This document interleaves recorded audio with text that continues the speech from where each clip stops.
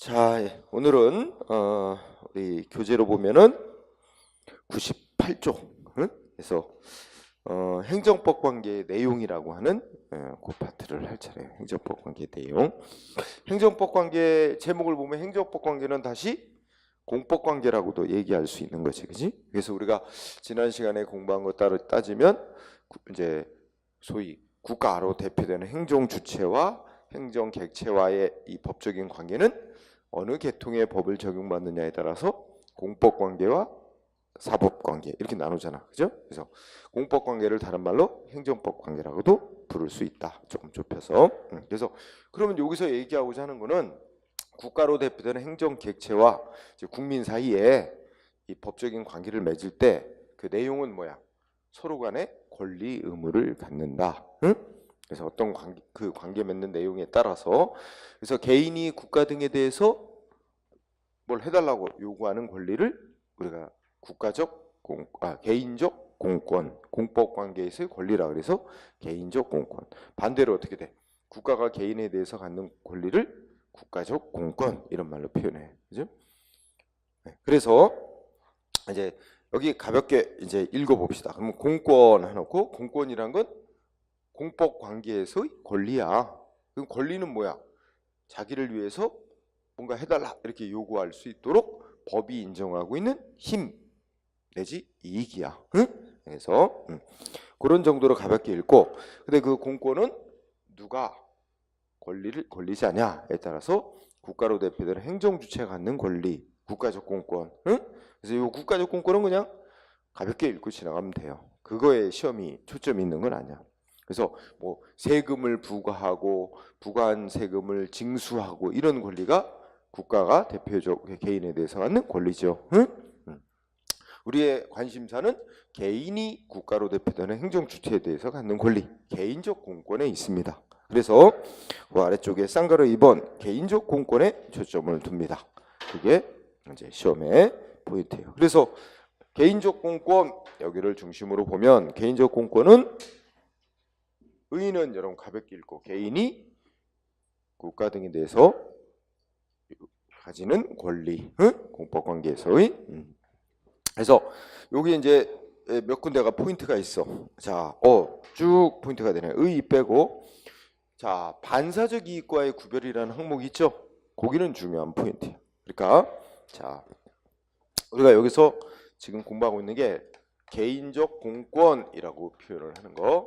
아주 쉬운 말로 개인이 국가에 대해서 자기를 위해 뭐 해달라고 요구할 수 있는 권리. 응? 근데 이 공권은 이렇게 생각해야 돼. 법이 보호하고 있는 이익. 법이 보호하고 있는 이익. 하고 있는 이익이다. 법에 의해서 보호되고 있는 이익이야. 응? 근데 이거하고 대비시켜서 반사적 이익이라고는 말이 있어. 그죠? 반사적 이익. 자, 이 반사적 이익은 대비시키면 법이 보호하고 있지 않은 이익이야. 하고 있지 않은 이익. 뭐 이렇게 대비시켜서 공부할 수 있어요. 그러면 여러분들이 이 법이 보호하고 있는 이익을 여러분들 그 페이지 마지막에 보면 우리나라 행정소송법 얘기 나오지? 응?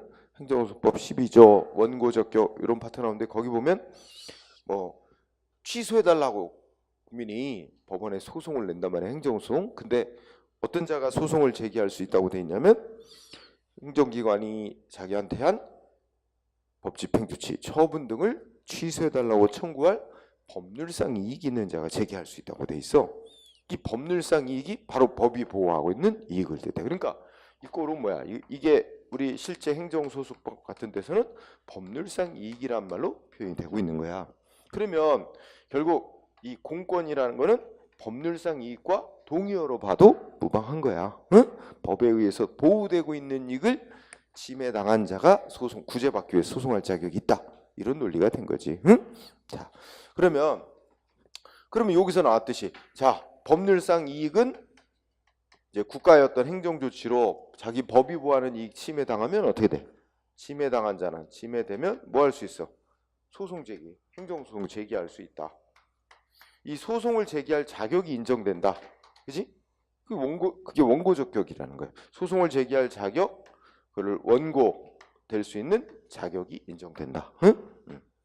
하는 말이고, 또 뭐야? 그 행정조치로 인해 자기 피해 본 거 있으면 손해배상을 청구해서 돈으로 배상해달라고 손해배상 청구도 할 수 있다는 얘기가 돼요. 근데 반대로 이쪽은 지금 법이 보호하고 있는 이익을 침해받은 자만 소송할 수 있다 그랬으니까 결국 어떻게 돼? 이거 둘 다가 다 안 된다는 얘기에 침해돼도. 그죠? 이게 우리나라의 이 두 가지가 딱 이렇게 나눠지는 거지. 그런데 그러면 관심사. 개인이 자기 이익 행정기관의 조치로 자기 이익 침해당했다 하면서 소송을 내고 손해배상을 청구해. 그럼 법원이 할 일은 뭘까?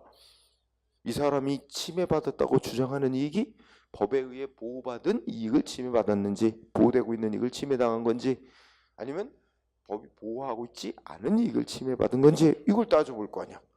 그래서 그에 따라 판결을 할 거 아니야. 그게 이제 중요한 기준이 되는 거죠. 응? 자, 그렇다면 자, 반사적 이익과의 구별이라는 데서 동그라미 1번, 요거는 이제 반사적 이익을 설명하고 있는 거야. 그죠? 그래서 결국 이제 동그라미 1번을 읽으면서 뭐냐면 반사적 이익이란 법이 국가더러 행위를 하래. 어떤 행위를 하래. 그 누굴 위해서 하래? 사회 전체의 공익을 위해서, 아니면 어떤 다른 사람을 위해서 하래. 근데 그것 때문에 어떤 개인이 이익을 봐. 응? 그러니까 예를 들어서 뭐 법에서 국가는 전체 국민의 교통 편의를 위해서 도로도 만들고 응? 지하철도 건설하고 뭐 이러래. 그래서 국가는 국민들부터 세금 걷어가지고 도로도 만들고, 응? 전철도 놓고 하잖아. 근데 그거는 사회 전체 시민들의 이익을 위해서 하는 거지. 근데 그런 결과 전철을 어떤 개인 집 옆으로 지나가게 근처에 노선을 책정해. 그럼 어떻게 돼? 그 개인은 사회 전체를 위한 국가의 활동으로 인해 땅값 오르고 집값 오르는 이익을 봐. 전철역 바로 옆에 있으니까. 그죠? 그런 게 바로 사회 전체의 이익을 위해서 국가가 하는 활동으로 인해 반사적으로 누리는 이익이 되는 거야. 그지? 네, 그런 개념.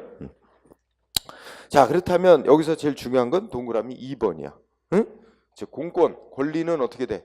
침해되면, 지금 이거 말한 거. 응? 침해되면 법이 보호하는 이익을 침해받은 게 되니까 소송할 자격이 인정되고 손해배상도 받을 수 있는 거지만, 반사적 이익이란 걸 누리다가 국가의 행위로 침해돼도 그는 감수해야 되는 거지. 이런 소송하고 손해배상을 받을 수는 없는 거다. 응? 그래서 여기서 핵심은 동그라미 2번입니다. 응? 권리와 반사적 이익의 차이. 그러면 그러면 개인이 이렇게 이제 국가의 활동으로 얻는 이익이 권리인지 반사적 이익인지, 응? 이거를 구별하는 가장 중요한 기준은 뭘까? 결국 여기 뭐라 그랬어? 법 보는 거지.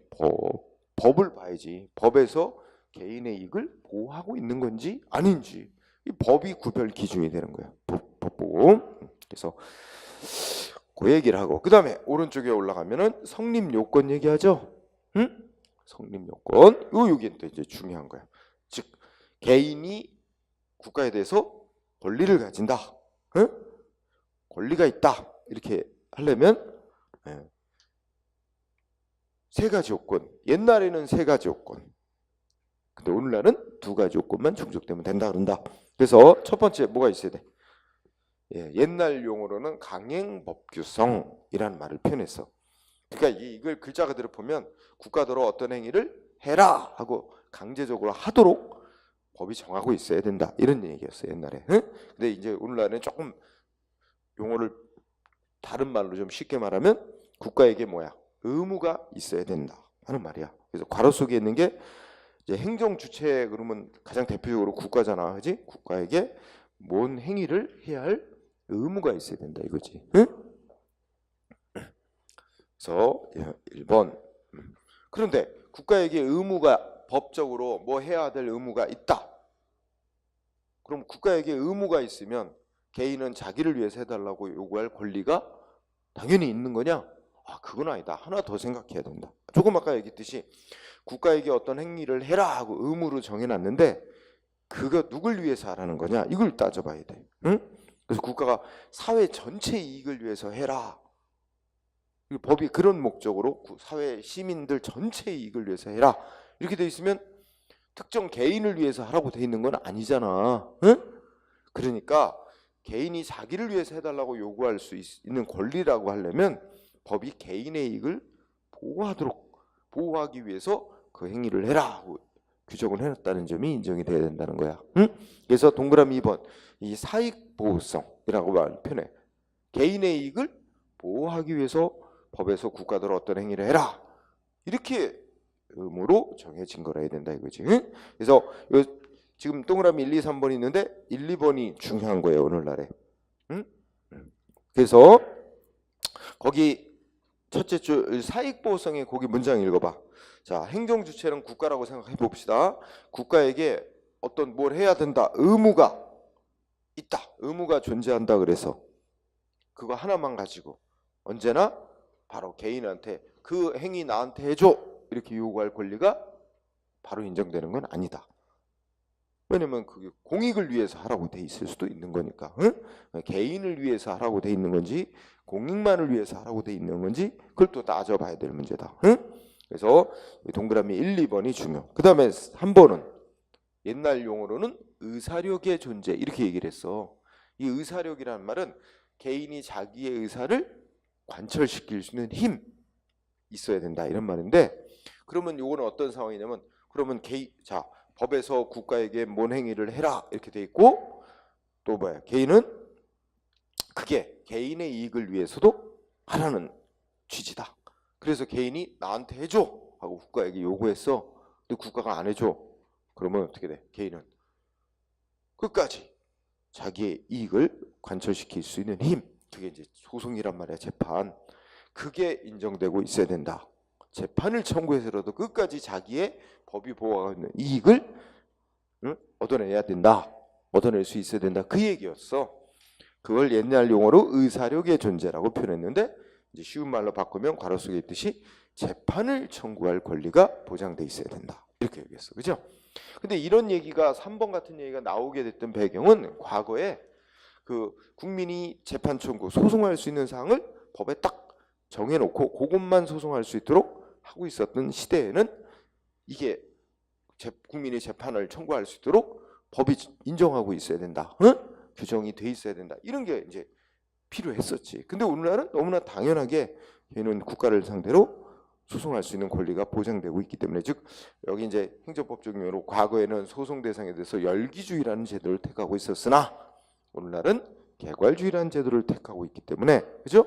그래서 오늘날은 당연히 인정되는 것이므로 굳이 뭐야 이거를 뭐 개인의 권리가 인정되기 위한 별도의 요건으로 거론할 필요가 없어졌다 이런 흐름이 있는 거지. 그래서 이 세 가지 얘기되는데 결국 공부 요령은 오늘날은 두 가지만 충족되면 된다. 응? 세 번째 요소는 별도로 거론할 필요가 없다. 오늘날은 여기 부분 잘 공부해둬야 돼요. 그 다음에 그렇다면 자 우리가 지금 개인이 국가한테 대해서 자기를 위해서 뭐 해달라 이렇게 요구할 수 있는 권리는 결국 뭐야 법 보고 판단을 해야 되는 거잖아. 그지? 법이 개인의 이익을 보호하고 있는지 이런 거 보고 판단해야 되는데 그래서 그 개인의 권리가 인정될 수 있는 근거가 되는 어떤 법적인 거 따져보면 동그라미 1번 원칙적으로 뭐 보고 뭘 봐야 돼? 법률. 응? 그래서 동그라미 1번 보자. 법률. 그 다음에 또 어떻게 돼? 헌법상의 기본권 규정. 그런 거 외에도 관습법권이나 조리 같은 불문법에 의해서도 개인의 권리가 인정될 수 있다는 거야. 응? 더 그리고 또 뭐야? 공법상 계약. 그러니까 이제 국가와 개인 사이에 이 계약을 맺었을 때도 그 계약으로다가 국가는 어떤 개인에게 어떤 의무를 개인의 이익을 위해서 어떤 행위를 하기로 서로 합의할 수도 있잖아. 그러면 그 계약 내용에 정해진 대로 개인과 국가 사이에 서로 권리 의무가 발생할 수 있어요. 그래서 자 동그라미 1번 두 줄 원칙은 법률 보고 법률에 어떻게 돼 있느냐 법률에 의해서 위에서 말하는 동그라미 성립요건 1번 2번 이게 도출이 되면 개인의 권리가 되는 거지 인정되는 거지. 그 외에도 헌법상 기본권 규정 관습법 조리 공법상 계약 등에 의해서도 인정될 수 있다. 그리고 자르고 그러나 둘째 줄 끝에 가면 행정규칙 여기는 이제 아직 이제 잘 안 배운 사람은 행정규칙은 행정조직 내부의 법이지 조직 구성원들 따르라고 만든 법이야. 응? 이건 일반 국민하고는 직접 상관이 없는 법이야. 그래서 우리 대법원도 행정규칙은 조직 구성원들에게 이제 효력 미치는 법이지 일반 국민하고 사이 효력 갖는 법은 아니기 때문에 행정규칙이라는 법에 의해서는 개인의 권리가 나올 수 없다. 응? 여러분들 그것도 중시 행정규칙에 의해서는 그 비법규니까 비법규는 국민하고 사이에 효력 없는 법이라는 뜻이죠. 응? 그래서 행정규칙이 원래 그런 성격이니까 그래서 거기 동그라미 1번 중시 그 다음에 또 하나 그 밑에 동그라미 2번 헌법상의 기본권 규정 이게 또 제목이야. 그럼 동그라미 1번에서는 헌법상 국민에게는 어떤 기본적 권리가 보장된다 이렇게 이제 선언이 돼 있는데 헌법상의 기본권 규정은 일단 1차적으로는 국민의 권리에 해당하는 거다라고 선언은 해놨는데 그게 내용적으로 보면 좀 두 가지로 나눠질 수 있어요. 그래서 헌법상의 기본권 규정은 첫째 줄 아주 추상적인 선언만 해놓은 게 있고 그 다음에 어떻게 있어? 응? 셋째 줄 끝에 그 자체로 아주 구체성을 갖는 게 있어. 구체적인 내용을 포함하고 있는 게 있어. 응? 그러니까 헌법상 기본권 규정이라고 해서 다 똑같은 성격이 아니란 얘기야. 두 종류로 나눌 수 있다는 거죠. 아주 추상적인 선언만 해놓은 거, 그 자체로 구체적인 내용을 포함하고 있는 거. 응? 그러면 첫 번째 추상적인 선언만 해놓은 건 너무나 막연하고 추상적이어서 그것이 어떤 내용의 권리인지가 헌법 규정만 갖고는 몰라. 그래서 다시 뭐가 필요해?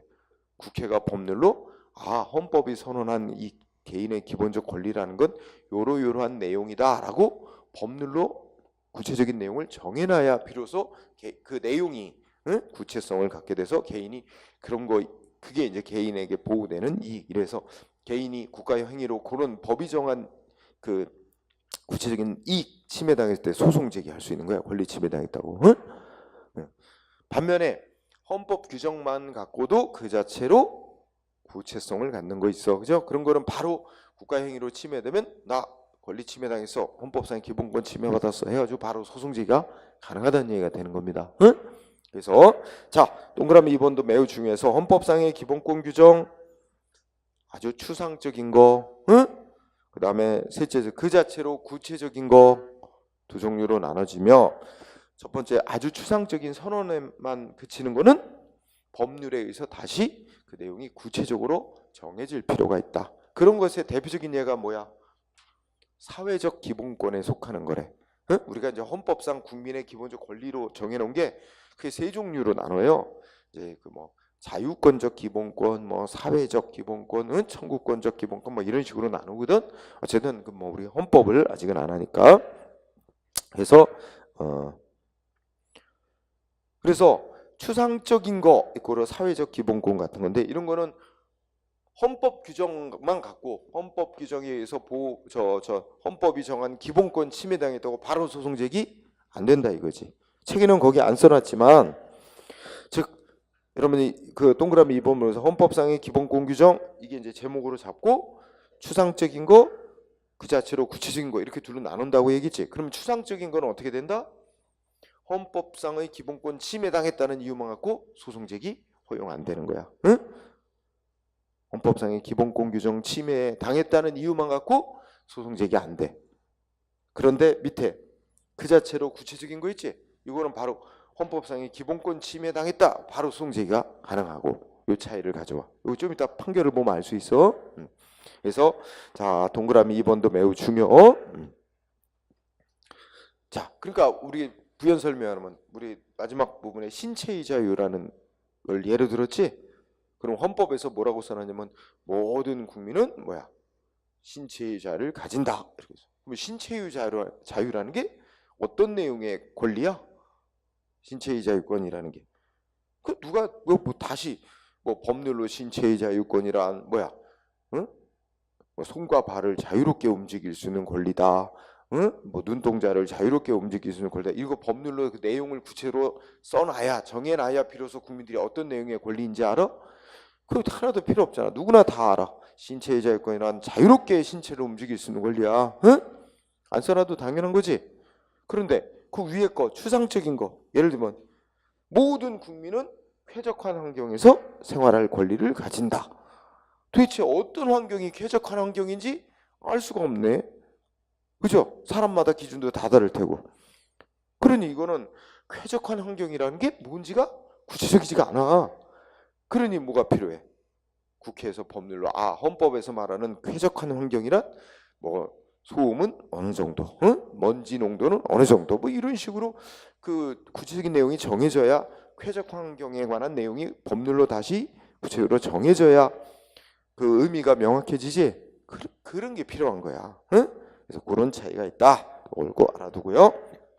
그다음에 자, 개인에게 어떤 권리가 인정됐다. 그 개인의 권리는 개인적 공권은 자, 우리 일반 개인들끼리, 그러니까 개인이 국가에 대해서 행정법상 갖는 권리하고 개인들끼리 이제 서로 뭐 자유롭게 계약해서 발생하는 권리 이런 거하고 조금 다른 측면이 있다. 그래서 거기 위에 두 줄. 자, 개인이 국가 등에서 갖는 행정법상의 권리, 개인적 공권은 순전히 개인의 이익만을 위해서 인정되는 게 아니라 공익적 견제에서도 즉 공익을 위한 목적, 을 위해서도 인정되는 성격을 갖고 있다. 그렇기 때문에 오로지 본인 개인에게만 권리가 인정되는 성격, 일신 전속성을 갖는다든지 또 권리인 동시에 의무로서의 성격을 갖는 것도 있다. 예를 들어 권리인 동시에 의무로서의 성격을 갖는 거 뭐가 있는? 예를 들면 투표권, 사회 구성원으로서 어떻게 돼? 투표권도 있지만 또 사회 구성원으로서 투표해야 될 의무도 있다고 볼 수 있는 거야. 법적인 의무는 아니야. 아직까지 우리나라는. 근데 사회 구성원으로서의 어떤 정치적, 도의적 의무, 그지? 자, 등등. 일단 그래서 위에 두 줄, 개인의 이익만이 아니라 공익적 견제에서도 인정되는 것. 이래서 권리이자 의무성을 갖는 경우가 많다. 일단 이게 기본 성격. 그래서 자, 동그라미 1번 두 줄. 개인의 권리는 양도, 상속, 압류 등 그 권리, 개인의 권리가 타인에게 이전이 금지, 제한되거나 자기 마음대로 포기, 나 권리 안 가져 이런 거 포기할 수 없는 게 많다. 첫 번째 특징. 그러면서 그 밑에 얘들을 쭉 들어오는 거예요. 그러니까 핵심은 마음대로 이전, 금지, 제한, 이전이 금지, 제한되거나 포기할 수 없는 게 많다. 두 번째 밑에 동그라미 2번 자기 권리를 타인에게 대신 행사시키는 거 있지? 예를 들어 투표 내 대신 가서 좀 대시해줘 이런 거 안 되는 게 있죠. 그래서 권리를 타인에게 대행시키는 게 금지되는 경우가 많다. 이 두 가지가 가장 핵심입니다. 그 외에도 동그라미 3, 4번도 있는데 그건 그렇게 그렇게 아주 핵심적인 건 아니다. 그래서 동그라미 1, 2번을 아주 중시합니다. 그래서 그 내용 잘 주의해둘 필요가 있어요.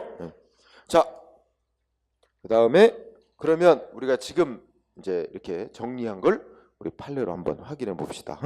그러면 자, 판례 1번은 뭐 특별한 건 없으니까 일단 여기서 가볍게 읽고 지나가세요. 우리 아까 행정소송법 제12조에 소송 제기할 수 있는 자격은 행정기관에 행한 처분 등 때문에 법률상 이익을 침해받은 자가 소송 제기할 수 있도록 돼 있지. 그 법률상 이익이라는 거는 뭔 의미냐? 한마디로 법에 의해서 보호되고 있는 개인의 구체적인 이익이다 이런 의미예요. 읽고 지나가세요. 자, 그럼 2번 중요. 자, 2번은 제목 뭐야? 앞에 맨 앞에 공중 목욕장 영업허가 있지. 요 단어 유시하세요. 우리가 이제 판례를 공부할 때는 키워드를 가지고 공부하는 거야. 그러면 사건이 어떤 사건이야? A라는 사람이 우리 공중 목욕탕 영업 허가를 받아서 영업을 하고 있는데 가까운 옆에 또 누군가한테 행정기관이 공중 목욕탕 영업 허가를 또 내준 거야. 새로. 그랬더니 기존에 이제 먼저 목욕탕 허가를 받아서 영업하고 있는 자가 이제 손님이 주니까 왜 딴 사람한테 또 목욕탕 허가를 내줘가지고 자기 이익을 침해하느냐?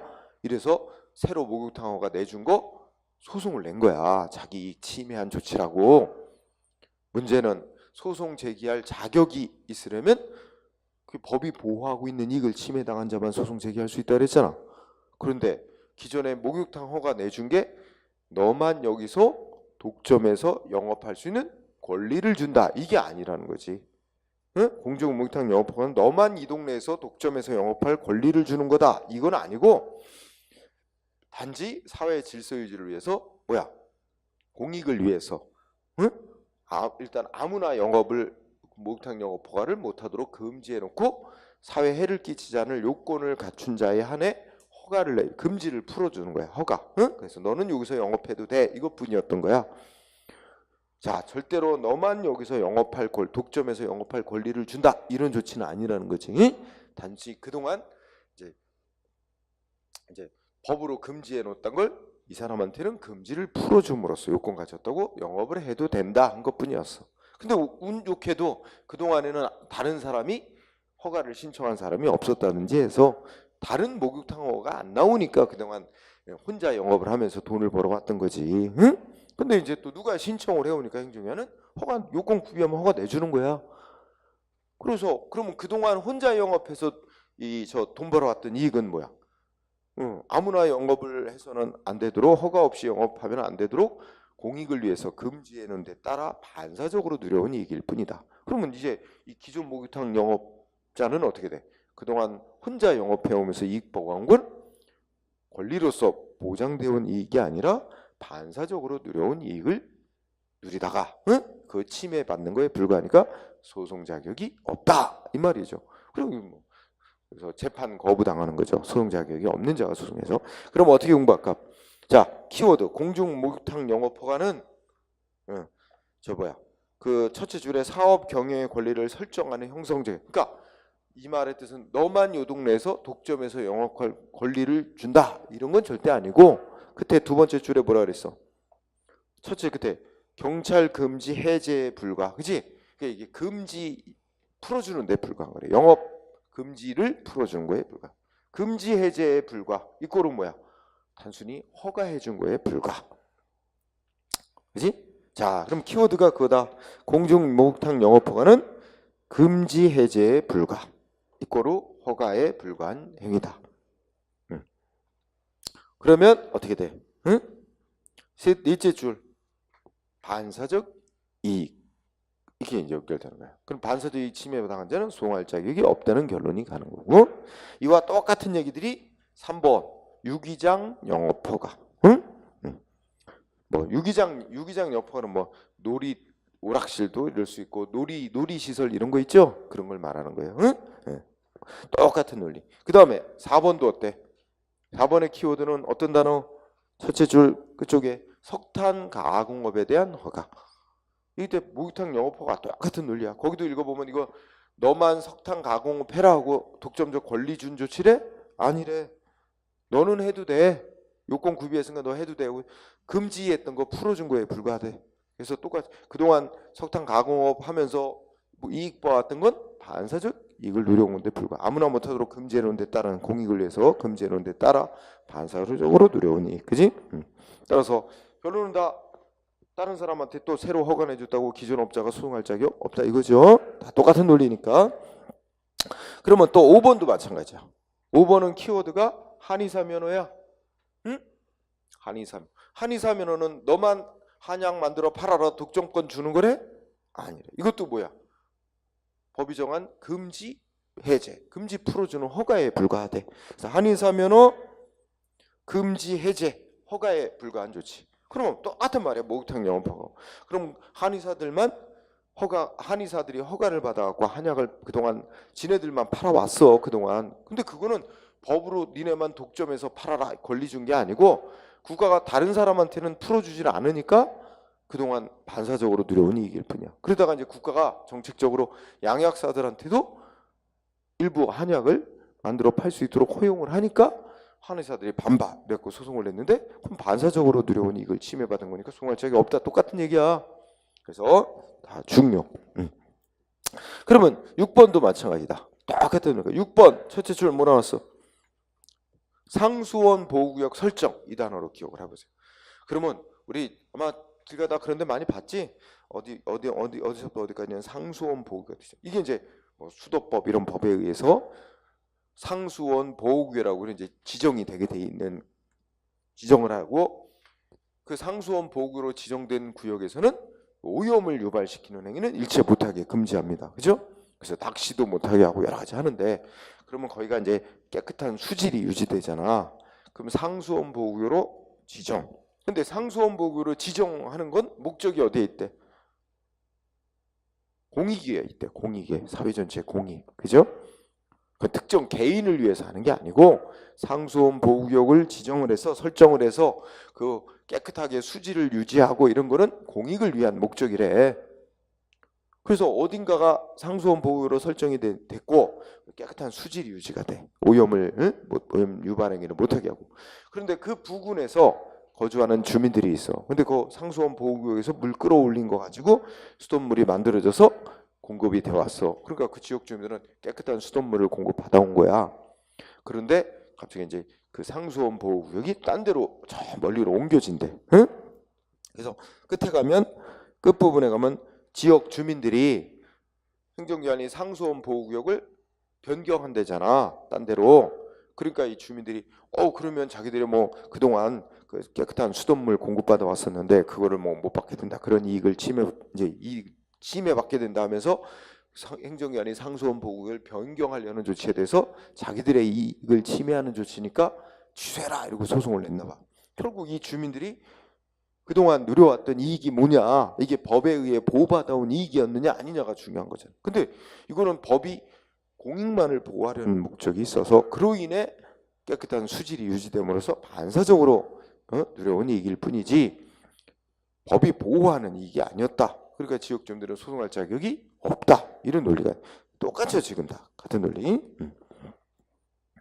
그러면 그 7번도 거기 보면 장의자동차 운송사업 구역이라고 있어. 응? 그 사건명은 뭐 그렇게 생각하면 돼. 장의자동차 운송사업 구역, 그지? 그럼 아마 그 장의자동차 사업 면허를 내주고 그 영업업자마다 영업할 수 있는 구역도 지정해 주나 봐. 응? 그래서 A라는 업자는 요 구역에서 영업을 하고 B라는 업자는 요 구역에서 영업을 하고 이렇게 영업 구역도 지정을 해주고 법에 따르면 그 지정된 구역 안에서만 영업하도록 돼 있고 이 구역을 넘어서 영업을 하다 적발되면 뭐 뭔가 불이익 조치, 그러니까 과징금이니 뭐니 이런 걸 부과하게 돼 있나 봐. 응? 그럼 왜 이 과징금을 부과하냐 이거지. 운송사업 구역을 정해놓고 장의자동차 사업 구역을 정해놓고 그 구역 내에서만 영업하도록 하고 구역을 위반해서 영업하면 과징금이라는 걸 돈을 부과하도록 하는 그런 목적은 어디에 있는 거냐면 그 기존에 면허받은 업자 개인의 이익을 보호하려는 목적은 아니고 이제 영업 질서 유지 같은 공익 보호만 목적으로 하고 있는 거래. 그래서 그런 게 깔려 있는 거야. 그래서 구역을 위반한 업자가 어떻게 됐어요? 응? 뭐 과징금을 부과받게 되고 뭐 이렇게 되는 건 다 그러니까 기존 업자 이익을 보호하기 위한 거는 거리가 멀다. 공익만을 보호하기 위한 거다. 그런 게 깔려 있어서 결국 미출 침법은 미출 안 하셨구나. 그죠? 그래서 그 위반자에게 행정기관이 과징금 부과 처분 내려서 그 위반하지 않은 다른 동종업자의 이익이 보호되는 것은 그 사업구역 제도를 둔 공익 목적에 따른 반사적 효과에 해당하는 것이다. 그런 이치죠. 그래서 이 7번을 조금 좀 세부적으로 분석을 해보면 세부적이라기보다는 좀 이해를 돕기 위해서 하면 이런 논리가 깔려 있어. 자, A가 구역을 위반해서 영업을 한 거야. 응? 그래서 어떻게 돼요? 행정청이 A에게 뭐 했어? 위반했다고 과징금이란 걸 부과 처분한 거야. 응? 그랬더니 A가 반발. 응? 과징금 부과든 A가 반발해서 A가 과징금 부과는 위법이다 하고 이거 취소해달라고 행정심판 청구. 응? 그죠? B는 옆에서 지켜보고 있어. 맨 처음에 과징금 부과되니까 거봐라 너 잘됐다. 그죠? 근데 A가 싸웠어. 취소해달라고 청구해서 판정이 나와서 뭐라고? A에게 행정기관의 과징금 부과한 건 잘못된 것이다 라고 취소하는 판정을 내려줬어. 그랬더니 어떻게 돼요? 응? 이번엔 왜 이 A에게 위반한 A에게 과징금 부과한 게 잘못됐다고 취소하는 판정을 내렸냐고. 이걸 대상으로 B가 이거 잘못 판정하다고 B가 이거 취소 재결 취소한 판정에 대해서 취소 재결 대해 소송을 제기한 거야. 잘못된 판정 내렸다고. 이거 소송 제기할 수 있는 자격 인정된다는 거야, 안 된다는 거야? 안 된다. 이게 이런 얘기지, 그지? 자, 그 다음에 8번은 어떤 단어로, 이제 같은 논리니까 어떤 단어로 키워드 삼아? 숙박업, 원래 좁히면 숙박업 허가, 여기는 이제 숙박업 구조 변경 허가 이렇게 나오는데, 우리가 이제 숙박업 허가 어떻게 돼? 너만 요 동네에서 숙박업 해라. 독점적 권리 주는 거다? 아니다. 너도 해도 돼, 요건 구비해서. 그럼 요건 구비하면 다 해주는 거야. 우리도 뭐 요 근처에 뭐 막 모텔들 다 붙어 있잖아, 막 그지? 자, 그래서 그런 정도로 하고, 그 다음에 10번도 체크하자. 10번. 9번은 좀 건너뛰어도 괜찮아. 10번은 뭐야? 한마디로 하면 뭘 얘기하냐면 도로를 자유롭게 이용함으로써 얻는 이익. 응? 도로와 관련된 도로야. 키워드는 도로인데, 근데 국가가 도로 만들어서 어떻게 돼? 자, 누구나 자유롭게 통행해라 하고 제공하잖아. 이거는 국가가 도로 만들어서 일반 국민들에게 공짜로 자유롭게 이용하라고 제공하는 거 아니야? 이거 뭐야? 사회 전체 시민들을 위한 공익 목적이야. 그래갖고 이제 도로를 이용하는 도로 이용자가 있는데, 이게 두 가지 경우가 있단 말이야. 하나는 뭐냐면 요 판례 보면 둘로 나눠. 자, 10번 보면은 어쩌고 저쩌고해서 넷째 줄, 일반적인 시민 생활에 있어서 밑줄 친 부분 있잖아. 일반적인 시민 생활에서 도로를 이용만 하는 사람, 이렇게 나왔어. 그죠? 그럼 어떤 사람이야? 뭐 여러분이나 나 비슷한 거지. 그냥 자유롭게 도로 걸어 다니고, 뭐 산책하고 막 이런 거잖아. 그러니까 일반적인 시민 생활에 있어서 통상적인 방법으로 도로를 이용하는 사람, 그 사람 하나 있고, 또 하나는 어떤 사람이 있어?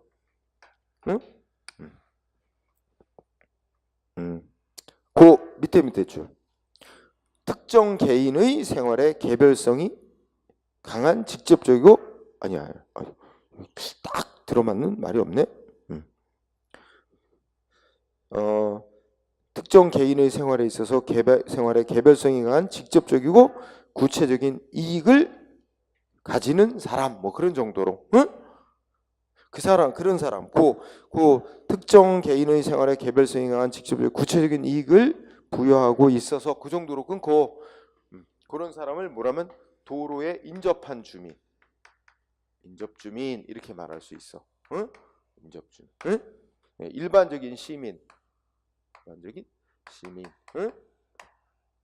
이렇게 일반적인 시민과 둘로 나눠볼 수 있겠지?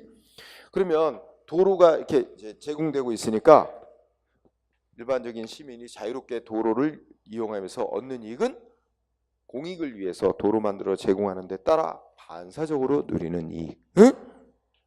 그런데 도로가에 붙어 사는 사람 있잖아. 도로가에 대문 있고, 도로가에 집 바로 도로에 대문 열려 있는 사람, 아니면 도로가에 상점하는 사람, 이런 사람들은 그 도로에 대해서 일반적인 시민보다 훨씬 더 도로에 밀접한 이해관계가 있다 이거지. 그래서 결론은 뭐야? 이제 도로를 일반 사람들이 이용하도록 제공을 해놨다가 도로를 없앤대. 거기 보면 도로 용도 폐지한다 그러잖아. 그런 말이야. 도로를 폐지시킨대, 없애버린대. 그러면 자, 일반적인 시민 생활에서 도로를 이용해 온 사람은 도로 용도 폐지하는 거에 대해서 그동안 누려왔던, 도로 자유롭게 이용해서 누려왔던 이익이 뭐였는데 반사적으로 누려온 이익이었다. 그러니까 일반적인 시민 생활에 도로를 이용만 해온 사람은 도로 폐지시키는 조치에 대해서 자기 이익 침해당했다고 소송할 자격이 인정 안 된다는 거야. 그런데 도로에 붙어 사는 도로 인접 주민 같은 경우는 어떻다는 거야? 도로 폐지시키는 거에 대해서 보다 일반 시민보다는 강한 이익을, 직접적이고 구체적인 이익을 갖고 있는 사람이기 때문에 그 사람은 보호해야 될 필요가 있다. 그래가지고 어떻게 돼요? 도로 용도 폐지에 대해서 소송으로 다툴 자격 인정해 준다는 뜻입니다. 그래서 우리 10번 판례를 분석하면 도로 이렇게 놓고 그 다음에 뭐야?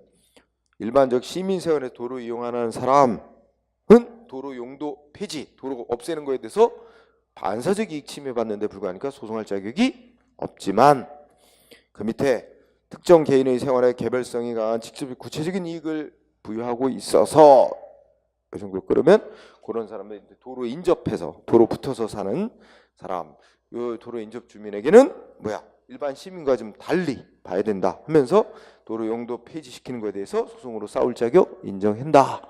이해됐어요? 이렇게 둘로 나눠 분석하세요. 그 다음에 10번, 11번, 12번, 13번 세 개 판례는 한목구로 묶어. 한목구로 묶으면 이게 이제 뭐와 다 연관된 거냐? 제주 해군기지 건설과 관련된 거예요. 근데 제주도가 원래 거기 보면 환경 보존 이렇게 잘 되도록 돼 있었는데 거기에 해군기지를 건설하려고 하니까 그걸 이제 환경을 막 훼손하는 정도가 있어야 된단 말이야. 그거 관련된 건데. 자, 그래서 11번 보니까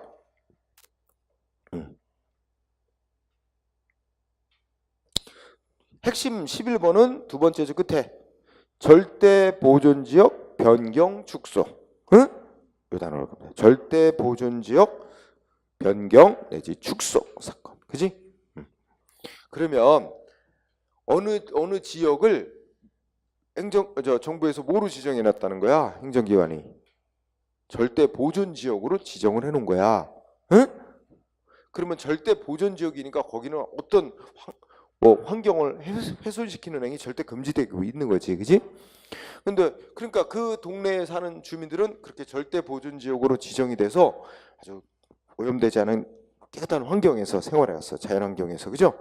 그런데 오늘 갑자기 제주 해군기지 건설하려고 거기 보존 지역을 막 줄이는 거지. 그러니까 이제 그 지역 주민들이 이 절대 보존 지역으로 지정된 지역 범위를 줄여놓으면 자기들 이제 그동안 누려왔던 환경상의 이익을 침해받는다고 소송을 제기했는데 그러면 정부가 거기에 절대 보존 지역으로 이렇게 지정을 해서 환경 유지시킨 거 그로 인해 지역 주민들이 쾌적한 자연환경에서 환경을 누려왔던 건 공익을 위한 목적에 따른 조치로 인해 반사적 효과로서 누려온 이거 누리다가 침해받는 걸 불과하니까 소송할 자격 없다는 거야. 그 변경 축소시키는 조치에 대해서.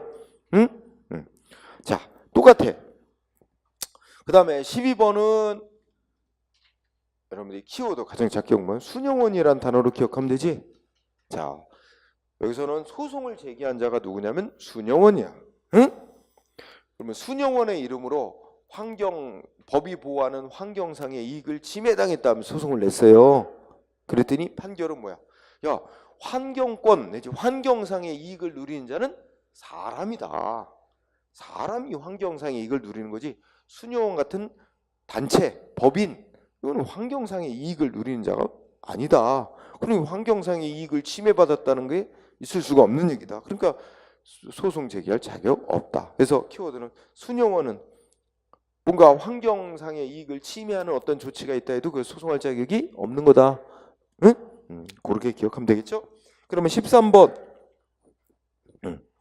자, 13번은 키워드가 두째 줄 앞쪽에 뭐 있어? 거기 보면 생태 자연도 수정 보완. 응? 여기 교대. 생태 자연도 수정 보완. 그러니까 생태 자연도가 이제 도가 정도. 그러니까 생태 자연 등급. 응? 이거 아까 뭐하고 똑같아? 11번하고 똑같아. 어떤 지역이 생태 자연 등급 1등급 지역 이렇게 갖고 거기가 이제 그래서 잘 보존이 되어 왔는데 해군기지 건설하고 등급을 낮추는 거야. 응? 뭔가 개발이 되도록.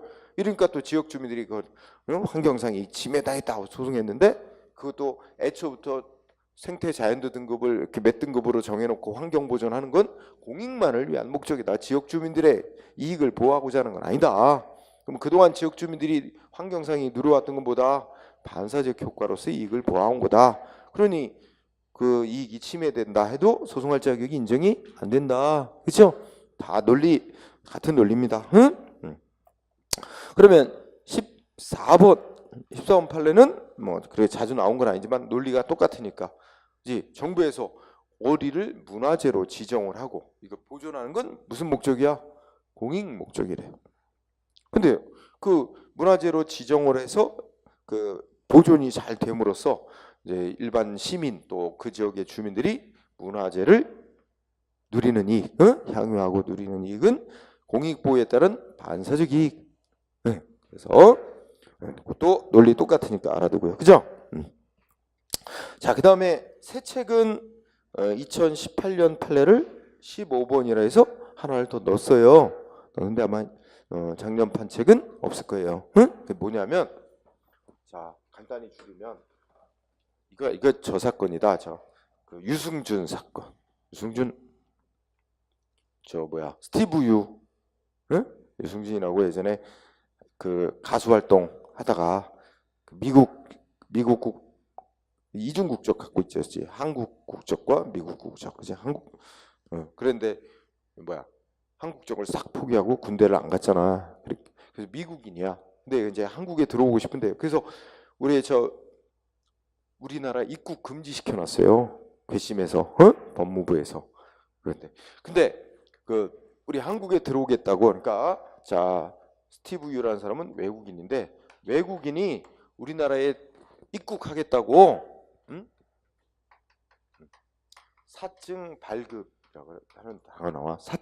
사증 발급이라는 게 비자 발급해달라는 거. 비자 우리 그런 말 많이 들어보지? 비자 발급해. 비자라는 게 입국하도록 허용해달라고 신청하는 건데. 자,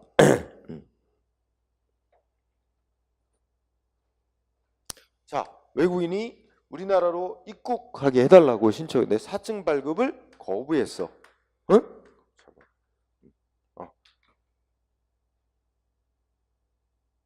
그러니까 이렇게 돼.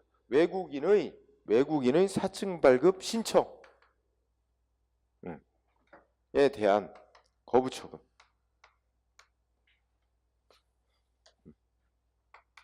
이거에 대해서 외국인은 뭐야?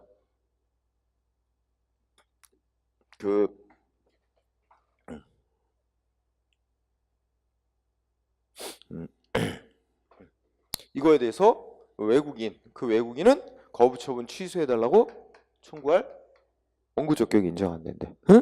취소 소송 제기할 법률상 이익은 인정 안 된다.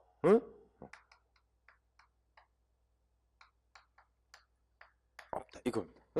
자, 외국인이 우리나라에 입국하고 싶다고 신청을 해왔어. 그래서 비자 발급해달라. 근데 거부됐어. 그 거부한 조치에 대해서 그 외국인은 소송 제기할 자격이 인정 안 된다. 이런 얘기입니다.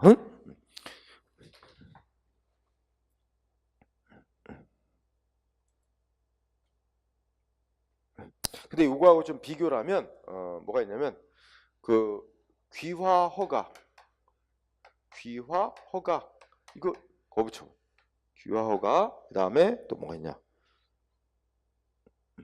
그다음에 체류 자격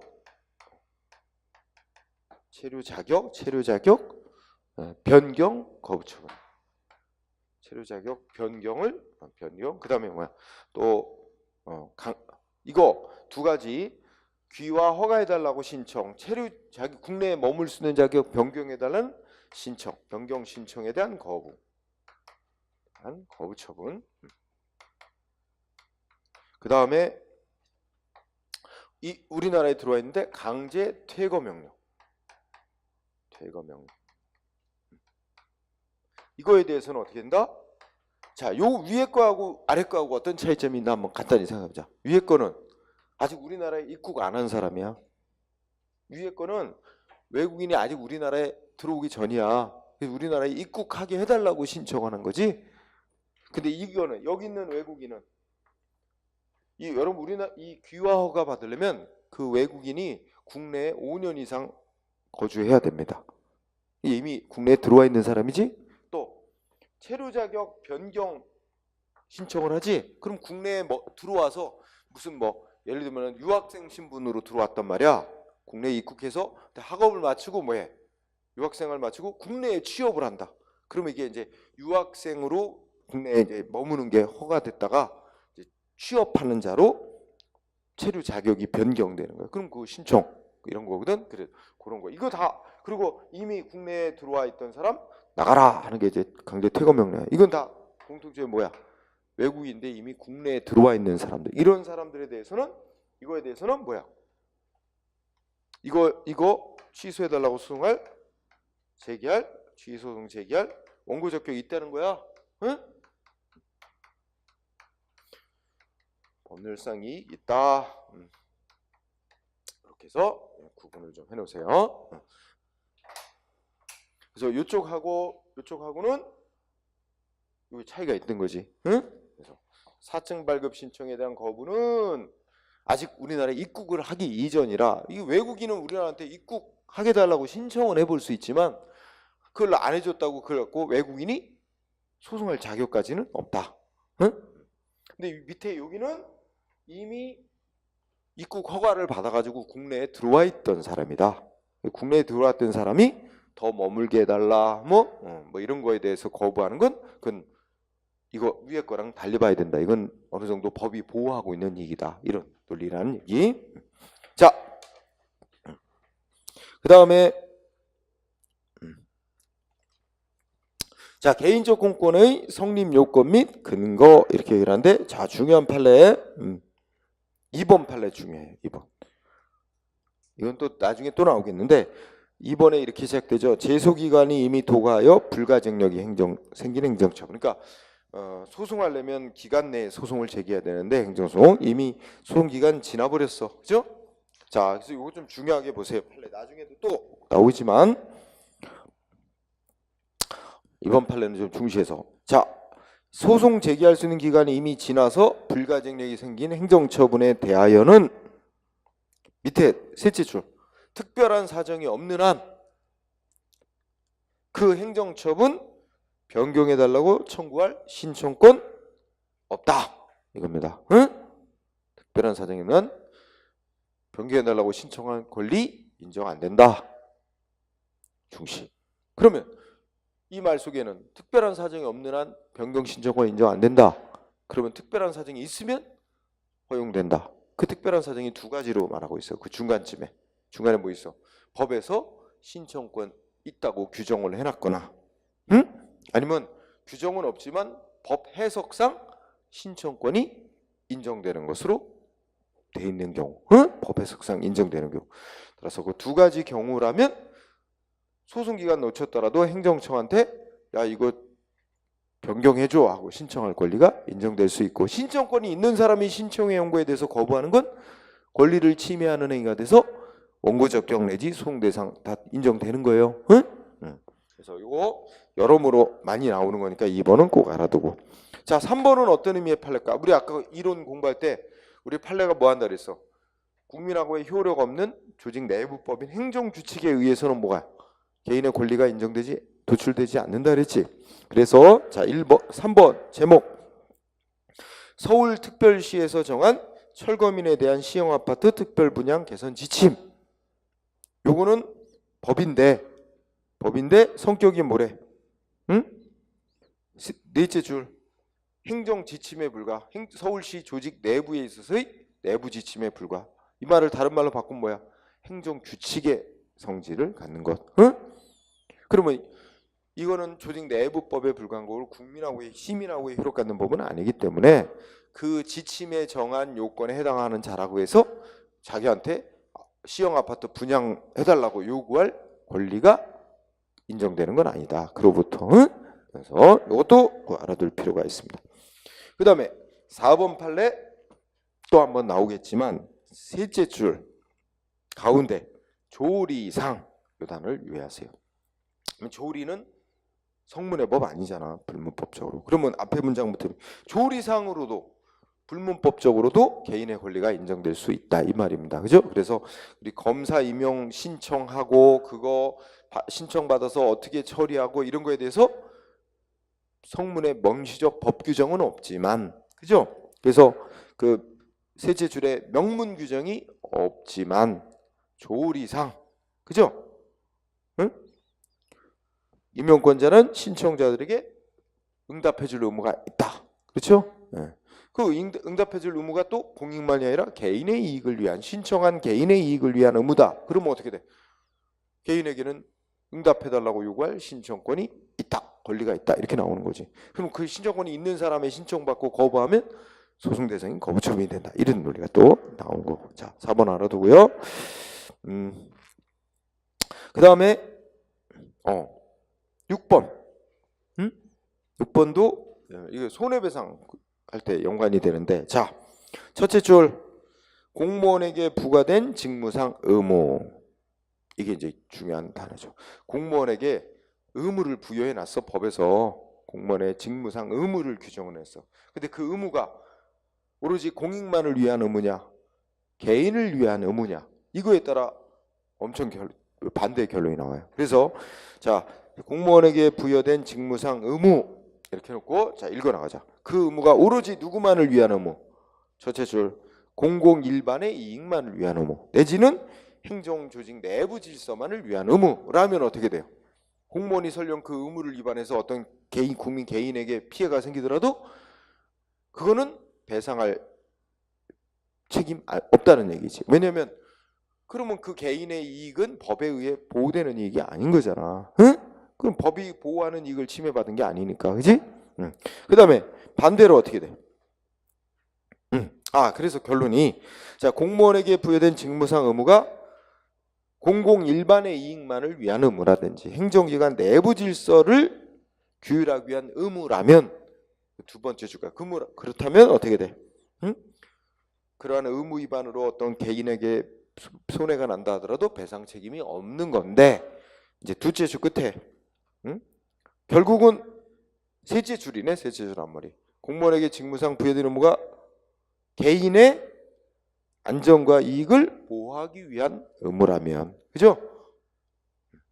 셋째 줄 앞머리에 개인의 안전과 이익을, 이게 쉽게 말하면 개인의 이익을 위해서 부여된 의무라면, 그럼 개인의 이익이 법에 의해서 보호받고 있는 거야. 자, 법이 공무원들어 뭐 해야 한다 의무로 정해놨고, 그 의무가 뭐야? 개인의 안전과 이익을 위한 의무. 그렇다면 어떻게 돼? 그럼 법은 개인의 이익을 위해서 공무원에게 뭘 해라 하고 의무를 부여한 거 아니야? 그럼 법이 보호하는 이익이지, 개인의 이익은. 그러면 공무원이 의무를 위반해서 그러한 개인의 이익이 침해됐다면 그때는 개인은 배상을 청구해서 받을 수 있고, 뭐 국가는 배상할 책임을 진다, 이런 얘기잖아. 응? 그래서 그 다음에 또 하나, 아까 헌법상의 기본권은, 자, 정리. 헌법상의 기본권이 이거로 다 구체적인 개인의 권리다? 아니다. 그건 두 종류로 나눠진다. 응? 그래서 1번 체크. 자, 앞에 중요한 단어가 뭐예요? 사회적 기본권이라는 단어 나오지? 사회적 기본권이라고 분류되는 그런 권리가 있어. 기본적 권리가. 기본권이. 사회적 기본권의 성격을 가지는 의료보험 수급권. 이거는 헌법상의 규정만 갖고는 아직 내용이 구체적으로 정해진 건 없다. 법률로 다시 그 내용이 어떤 내용인지 구체적으로 정해져야 비로소 개인이 어떤 권리가 법에 의해서 보장되는지가 이제 나오는 것이고, 그거 침해당했을 때 소송할 자격이 인정된다. 그런 의미와 연관이 있습니다. 응? 자, 그러면 2번.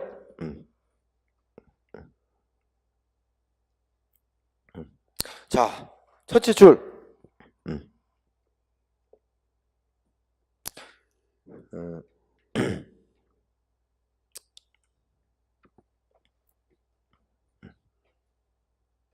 그 첫째 줄 말고 2번 판례는 셋째 줄 끝에 헌법 제34조 내용 소개되죠? 우리나라 헌법 제34조에 뭐라고 돼 있대? 장애인의 복지를 위하여 국가가 어떻게 돼? 노력해야 될 의무가 있다, 이렇게 선언돼 있어요. 국가는 장애인의 복지를 위하여 노력해야 될 의무가 있다 라고 되는데, 그러면 국가의 의무가 있는 거잖아. 우리 아까 개인의 권리 인정되기 위한 요건 봐봐. 국가에게 의무가 있고, 두 번째, 그 의무가 개인의 이익을 위한 의무. 근데 국가에게 인정된 이 의무가 어떤 의무래? 응? 이거는 의무는 맞아. 그런데 뜻이 바로 뭐야? 장애인에게 인간다운 생활을 누릴 수 있는 정의로운 사회 질서를 형성해야 된 국가의 어떤 추상적인 의무를, 일반적이고 추상적인 의무를 정해놓은 거지, 장애를 위해서 이런 구체적인 내용, 저상 버스를 도입해야 한다는 의무, 이거는 헌법 규정만 갖고는 이게 나올 수 없는 거래. 그거는 국회가 법률로, 그러면 국가가 장애인의 복지를 위해서 노력해야 될 의무 선언이 돼 있으니까 그에 맞춰 그러면 장애인을 위해서 저상 버스를 도입해라 하고 법률로 국회가 정해놓으면 모를까? 그게 법률로 정해져 있지 않는 이상은 헌법 규정으로부터 바로 장애인을 위해서 저상 버스를 도입해달라 이렇게 요구할 권리가 바로 나오는 건 아니네. 국가에 그런 구체적인 의무가 선언되어 있는 건 아니야, 헌법 규정만 갖고는. 그래서 핵심은 그거다. 헌법 34조는 국가는 장애인의 복지를 위해서 노력해야 될 의무가 있다 이렇게 선언을 해놨는데, 이거가 곧 장애인을 위한 저상버스 도입해야 한다는 구체적 의무까지 바로 헌법으로부터 바로 나오는 건 아니다. 그건 법률로 다시 정해놨을 때 나올 수 있는 거다라는 얘기입니다. 응?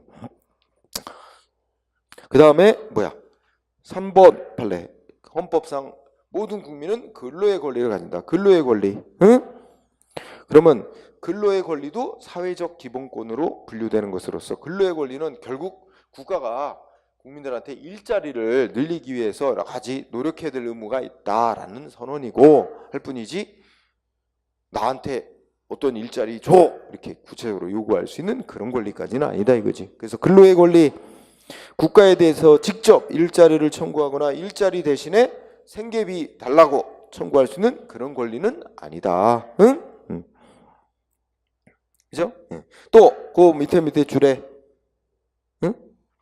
근로자가 퇴직금을 청구할 수 있는 권리도 헌법상 근로의 권리 선언 규정으로부터 바로 나오는 게 아니고 법률로 정해놔야 인정될 수 있는 권리다. 응?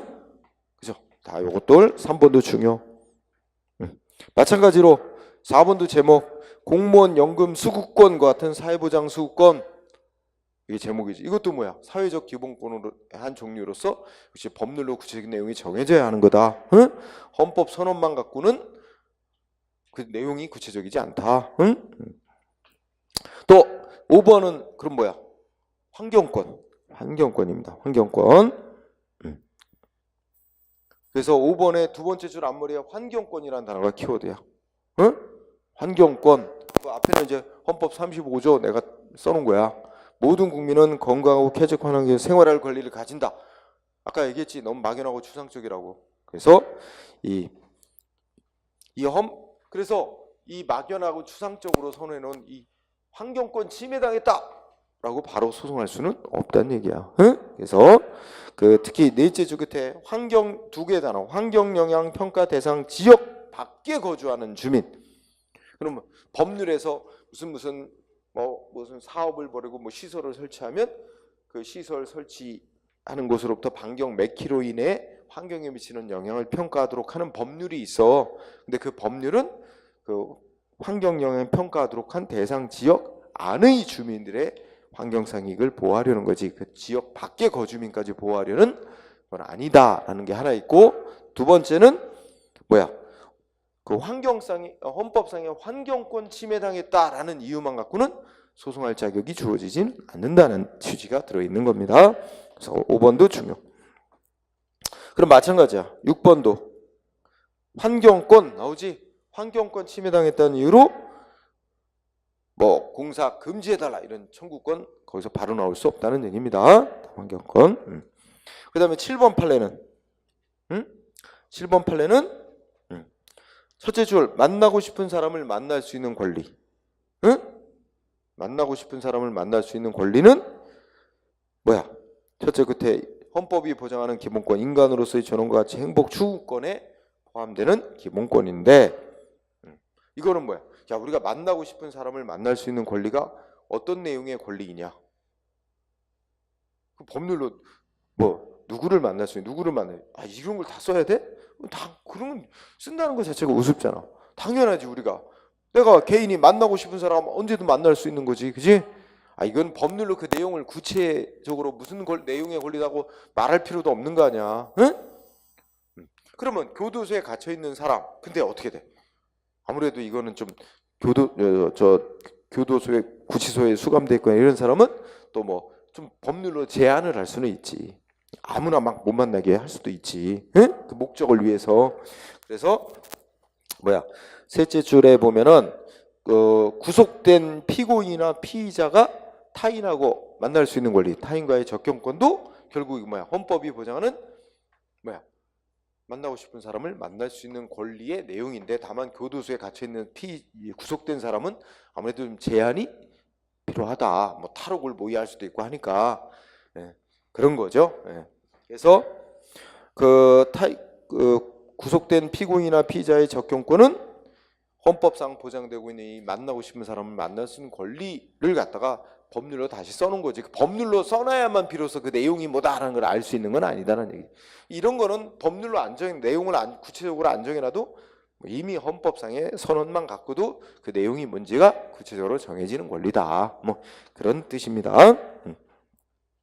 자, 다음에 그 정도까지 하고 가도 돼. 그 다음에 오른쪽에 저 개인적 공권의 특성은 아까 뭐야? 자기의 권리를 갖고 있다고 마음대로 이전, 포기, 대행 못 시키는 거 많다 그랬지? 그 특징과 연관된 거예요. 그래서 1번 알아둡니다. 첫째 줄, 국가유공자 및 그 유족으로 등록되어 국가로부터 보상금 받고 각종 보호받을 수 있는 권리는 어떤 성질이래? 응? 결론, 일신 전속적인 성질의 권리라서 마지막 상속 대상이 될 수 없는 거다. 그지? 당연히 그래야 되겠지. 한번 국가유공자로 등록되면 영원히 대대손손 될 수는 없는 거잖아. 응? 자, 그래서 1번 알아두고, 그 다음에 2번은 간단히 얘기하면 국가를 상대로 행정소송을 제기할 권리. 이게 그렇게 표현한 게 행정소송에 있어서 소권이라고 표현했는데, 행정소송을 제기할 수 있는 권리란 말이야. 국가를 상대로. 이거 어떻대? 첫째 끝에 합의로서 포기할 수 없다. 응? 그러니까 포기한다고 뭐 각서 쓰고 사인했다. 그래도 그거 포기한 것으로 인정이 안 되는 거야. 두 번째, 셋째 줄. 그래서 부재소 합의했대. 행정소송 안 하기로 합의했대. 그래도 그거 어떻게 돼? 권리 없어진 거야? 그 부재소 합의 자체가 무효고, 포기할 수 없는 권리를 포기한다고 합의했다, 사인했다 하더라도 그건 다 무효래. 그러니까 행정소송 제기할 권리는 여전히 살아있다는 말이지. 응? 1번. 그 다음에 3번은 첫째 줄 중간에 공유수면 점용 허가권. 응? 첫째 줄 끝 중간에 있죠? 공유수면 점용 허가권이라는 권리, 개인의 권리. 응? 근데 이거는 어떤 성질이래? 두 번째 줄, 자유로이 양도할 수 있대. 그러니까 국가로부터 뭐 한강이라든지 뭐 바다라든지 이렇게 하천을 이제 자기가 이렇게 이용할 수 있는 권리를 부여받은 거야. 가장 전형적인 예가 하천에 유람선 사업하는 자, 하천에 뭐 이렇게 저 한강에다가 뭐 부두 만들어 놓고 사람들 그 배 탈 수 있도록, 그런 게 다 하천 점용 허가권이에요. 공유수면 점용 허가권. 자, 성질 뭐라고?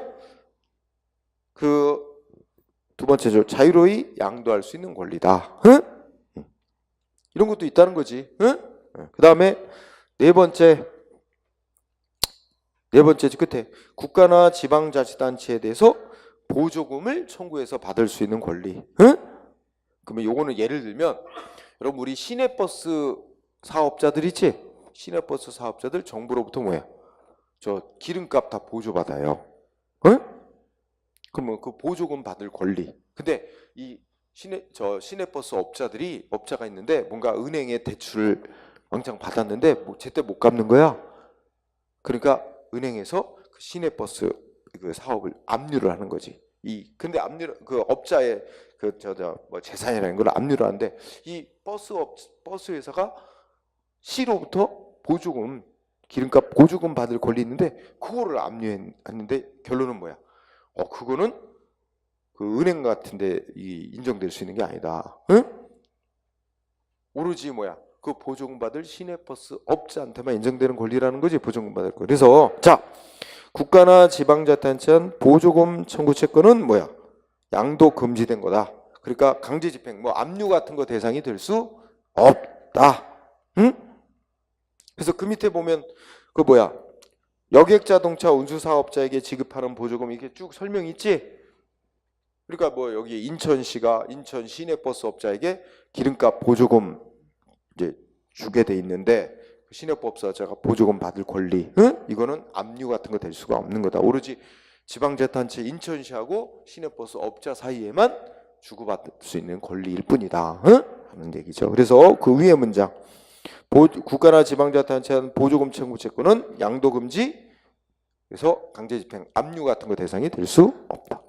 그러면 이 논리 확장하면 뒤에도 어떤 판례 나오냐면, 자, 우리 인간문화재 이런 거 있잖아. 인간문화재로 지정되면 그 지정된 사람들 정부로부터 이렇게 뭔가 보조금 나와요. 그죠? 그런데 이 사람 인간문화재로 지정된 사람이 은행에서 대출 받았다가 못 갚아. 그럼 은행이 이 사람 인간문화재 지정된 사람이 정부로부터 보조금 나오는 거 그 받을 권리 이거 압류해 갈 수 있을까? 안 된다는 얘기지. 그건 오로지 그 인간문화재로 지정된 사람하고 국가하고 사이에만 주고받는 이 인정되는 권리지. 그걸 은행이 압류할 수가 없다. 이 똑같은 논리가 된단 말이에요. 그래서 국가와 지자체 사이의 보조금. 그다음에 공의무 얘기는 똑같고. 그건 뭐 별도 논점이 안 되니까. 자, 거기까지 하고 106쪽에 공권 공의무의 승계. 거기는 승계가 뭐야? 권리나 의무가 이제 뭐 상속되고 타인에게 뭐 이전되고 이런 건데 그거 되는 것도 있고 안 되는 것도 있어요. 성질상. 그래서 법으로 금지하는 것도 있고. 자, 관련해서 거기 표가 그려져 있는데 왼쪽의 표는 명시적 규정이 있는 경우 있지. 그러니까 법에서 무슨 국가와 개인 사이의 권리 의무는 이렇게 또 승계가 된다, 이전이 된다 이렇게 돼 있는 경우도 있다는 거야. 그래서 행정 절차에 참가할 수 있는 뭐 당사자의 그 권리, 그죠? 이런 거는 지위가 승계된다 이런 행정절차법의 규정도 있다는 거지. 우리 행정절차법도 공부를 했죠. 그리고 밑에 또 명시적 규정이 있는 경우에 야 이거 어떻게 돼? 요새 지방 가면은 얼마 전에 저 뉴스에 나왔던데 인구가 막 자꾸 줄어가지고 지금 시인데 좀 있으면 시의 지위를 잃어버릴 위치에 있는 지방의 도시들이 많아요. 그죠? 그래서 전번에 뉴스 뭐 나왔더라? 경상북도 상주시가 나왔어. 그지? 경상북도 상주시 공무원들 다 까만색 옷 입고 출근했다. 그 의미가 뭐야? 인구가 갑자기 팍팍 떨어져가지고 이제 하여튼 많이 줄어갖고 이제 지금 위기를 느끼는 거야. 그래서 그 전 공무원들이 일종의 상복의 의미로, 상복 있잖아, 상복. 그런 의미로 다 까만색 옷을 입고 까만 구두 신고 다 출근. 이제 경각심을 갖자 이거지. 인구 너무 줄어서 이제 시의 지위를 잃어버리면 어떻게 될까요? 그보다 낮은 군 단위로 떨어지거나 그러면서 옆에 시하고 통합이 돼버리거나, 그죠? 그러면 어떻게 돼요? 시장 자리 하나 없어지는 거고 또 이 공무원 이 고위직 자리들 다 없어지죠. 통폐합돼 버리면 위기감이 있는 거지. 지금 지방은 많이 그래요. 그래서 인구 늘리기를 위해서 엄청 노력합니다. 그러면 예를 들어서 어떤 그 지방자치단체인 시가 인구가 점점 줄어갖고 옆에 시하고 합쳐졌어. 그럼 어떻게 돼? 원래 A시하고 B시하고 통합이 됐어. 그럼 A시, B시가 통합이 돼서 C시로 바뀌었어. 그럼 A시나 B시가 갖고 있던 재산, 또 갚아야 될 돈 갚아야 될 채무, 의무 이런 거 어떻게 돼? 다 통합된 C시가 끌어안는 거지. 그게 바로 이제 그런 게 거기에 지방자치법 이런 데서 그런 거 규정을 해놨다는 겁니다. 명시적 규정이 있는 경우지. 그 다음에 석유 및 석유 대체연료 사업법이라고 있지. 뭐 이거는 여러분들이 시간 내서 조금 읽어볼 필요가 있는데 읽어보면 좋겠어요. 그러니까 여기서 예를 들어서 주유소 영업하던 자가 자기 주유소 허가받은 지위를 딴 사람한테 팔아넘길 수 있어 없어? 할 수 있다는 거야. 주유소 허가받아서 영업하다가 딴 사람한테 다 팔아넘길 수 있대. 응? 그러면 주유소 영업과 관련된 권리, 의무, 책임 다 넘어가는 거야. 그런 얘기 써 있는 거예요. 응? 자, 그 다음에 맨 밑에 명시적 규정이 이렇게 뭐가 승계된다 안 된다 규정이 있으면 그에 따르면 되는데 규정이 없는 경우는 어떻게 할까?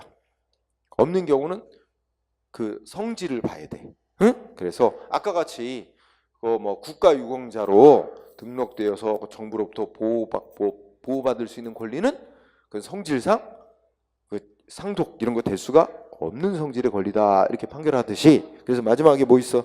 응?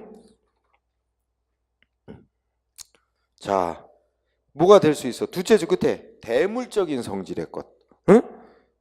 사람 보고 내주는 게 아니고 사람의 자격 능력 보고 뭐 해준 조치가 아니고 뭐 물건이나 시설 기준 보고 뭔가 권리 부여했거나 뭐 의무 부여했거나 이런 거는 어떻게 돼? 대물적 성질의 경우는 승계될 수 있다. 응? 이전될 수 있습니다. 자, 그러면 오른쪽에 판례. 자, 판례 1번의 키워드는 뭐야? 두 가지 공부하자. 채석허가. 채석허가는 성질이 대물적인 허가예요. 대물적 허가. 그러니까 어떻게 된대? 허가받은 자가 사망하면 상속인에게 그 허가받은 자의 지위가 그대로 승계된다. 상속된다. 그 다음에 거기 1번 두 번째 뭐? 자, 밑줄 친 부분에서는 산을 막 허가 안 받고 막 나무 베고 파헤쳐 놨다가 적발이 됐어. 원상 복구해야 될 의무 어떻게 된대? 원상 복구 의무 상속인에게 승계된다. 응? 라는 취지입니다. 그 다음에 2번은 과징금 채무가 키워드지. 법을 위반했다고 뭔가 과징금 부과됐어. 과징금 납부해야 될 의무는 상속인에게 승계된다 안 된다? 승계된다. 응? 그 다음에 3번은 공중위생 영업허가. 응?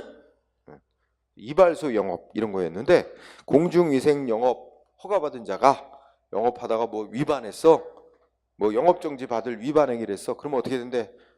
그 공중위생 영업허가 다른 사람한테 넘겼어도 그 제재받을 책임은 이어진다. 응? 전 허가받은 자의 위반을 이유로 그 인수한 자에게 제재 가할 수 있다. 응? 그러면 3번, 4번 똑같은 논리로 보세요. 판례 3, 4번. 응? 4번 어떻게 났어? 석유 판매업 허가, 주유소의 허가라고 생각해. 주유소 영업허가. 그럼 어떻게 돼? 먼저 허가받아서 영업하던 자가 뭐 부정휘발유 팔다 걸렸지? 그런데 이 사람 주유소를 딴 사람한테 딱 팔아넘겼어. 그러면 새로 인수한 사람 전 업자의 위반을 이유로 제재 받게 된다는 얘기입니다. 응? 그 다음에 뭐 5번은 넘어가도 되고 5번이 둘이 붙어버렸네? 그치? 번호가 좀 일련 번호 잘못 매기됐어. 아래쪽에 5번 구건축법상의 이행강제금 납부 의무 있죠? 요건 꼭 중시. 그래서 위에 2번하고 5번하고를 구별하라고 꼭 구별해서 외울 것. 2번은 과징금 채무였지? 과징금 납부해야 될 의무는 승계된다.